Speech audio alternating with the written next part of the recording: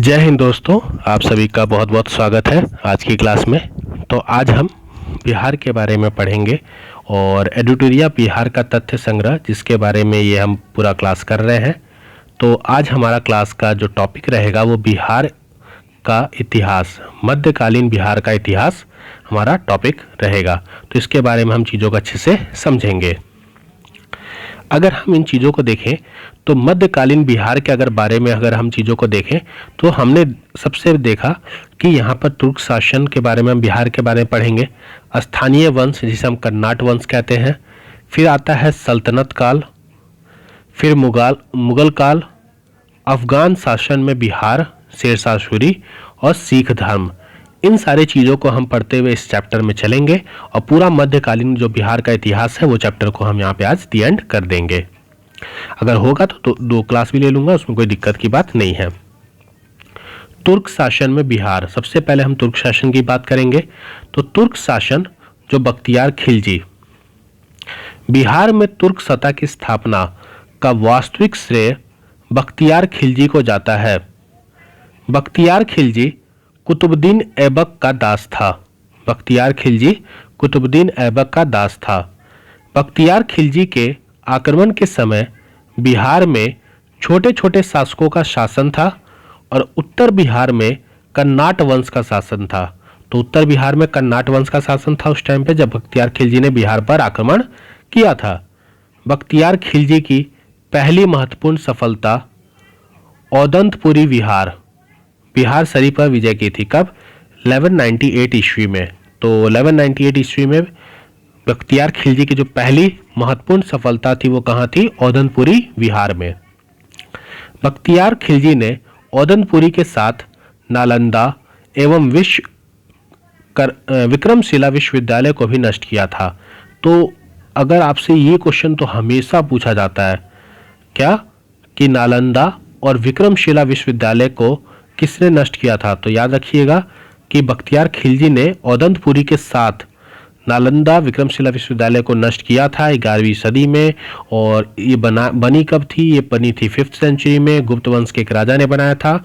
वो आप मुझे कमेंट करके बताएंगे कब बना था। और यूनेस्को साइट में भी इसको ऐड किया गया है। तो ये चीज़ें भी आप थोड़ा मुझे बता दीजिएगा कमेंट में, जिससे मुझे पता चल जाए कि आपका करंट अफेयर बहुत ही अच्छा है और अपडेटेड है आप। ठीक है। इन विश्वविद्यालयों में आग लगवा दिया था। किसने? बख्तियार खिलजी ने।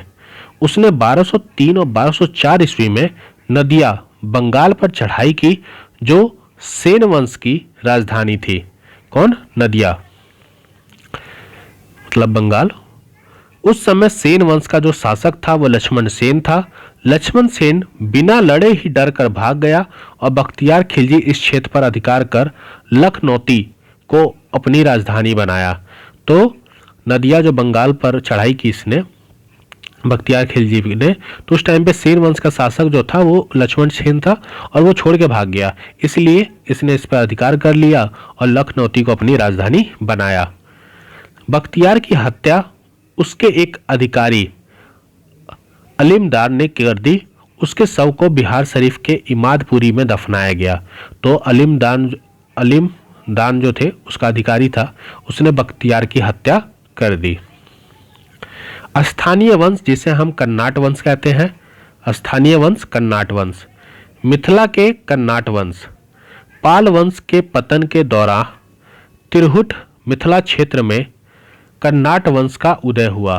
तो पाल वंश के पतन के बाद तिरहुट क्षेत्र, जो मिथिला का जो तिरहुट मतलब तिरहुट एक मंडल है, मैंने आपको पढ़ाया था जब स्टार्टिंग क्लास की थी हमने। तो बिहार में 9 मंडल हैं। तो तिरहुट मंडल के अंदर ही मिथिला का जो क्षेत्र है वहां पर कर्नाट वंश का उदय होता है। कर्नाट वंश का उदय होता है। कर्नाट वंश के संस्थापक कौन थे? न्याय देव थे। कर्नाट वंश की राजधानी सिमरावगढ़ थी, जो वर्तमान में नेपाल में है। बख्तियार खिलजी ने के बिहार अभियान के समय कर्नाट शासक कौन थे? नरसिंह देव। उसने नजराना भेंट देकर सहयोग किया था, क्योंकि कर्नाट वंश का सेन वंश से संघर्ष चलता था। तो कर्नाट वंश का सेन वंश से संघर्ष चलता था, इसलिए कर्नाट वंश का जो शासक था नरसिंह देव, उसने बख्तियार खिलजी को बिहार अभियान के समय क्या किया था, सपोर्ट किया था या भेंट किया था कि वह सेन वंश को खत्म करे। कन्नाट वंश पर तुर्क सेनापति तुगरिल तुगन, कन्नाट वंश पर तुर्क सेनापति तुगरिन तुगल के अभियान की चर्चा तिब्बती धर्म स्वामिनी में भी दिखने को मिलती है। दिल्ली के सुल्तान के साथ कन्नाट वंश का संबंध नजराना एवं भेंट का था, परंतु गियासुद्दीन तुगलक ने अपने बंगाल अभियान के समय या क्रम में कन्नाट क्षेत्र पर भी विजय प्राप्त कर ली थी। देखिए, कन्नाट वंश का संबंध था दिल्ली के सुल्तान से, लेकिन फिर भी जो गियासुद्दीन तुगलक था उसने अपने बंगाल अभियान के समय कन्नाट क्षेत्र पर भी क्या कर लिया था, विजय प्राप्त कर लिया था। गियासुद्दीन के अभियान के समय कन्नाट वंश का जो शासक था वो कौन था, हरि सिंह देव, और हरि सिंह देव समाज सुधारक भी था। तो गियासुद्दीन का जब अभियान कर रहा था तो उस टाइम पे कन्नाट वंश का जो शासक था वो था हरि सिंह देव, और वो समाज सुधारक भी था। हरि सिंह इस वंश का अंतिम शासक था, और उस समय पंजी प्रबंध ये बताइएगा इसका क्या मतलब होता है, आप कमेंट में बताइएगा कि ये कौन सी वेलफेयर स्कीम चलाई थी इसने, तो आप बताइएगा मुझे। अब बात करते हैं सल्तनत काल में बिहार। सल्तनत काल में बिहार, दिल्ली के सुल्तान एवं बंगाल शासकों के बीच निरंतर होने वाले संघर्ष में बिहार लंबे समय तक युद्ध का अखाड़ा बना रहा। इल्तुतमिश दिल्ली सल्तनत का प्रथम सुल्तान था। इल्तुतमिश दिल्ली सल्तनत का प्रथम सुल्तान था जिसने बिहार पर अभियान किया। 1225 ईस्वी में बंगाल और बिहार पर अधिकार किया, परंतु ये अधिकार उसके उत्तराधिकारियों के समय खत्म हो गया। तुगलक काल में बिहार पर सुल्तानों का वास्तविक नियंत्रण हुआ।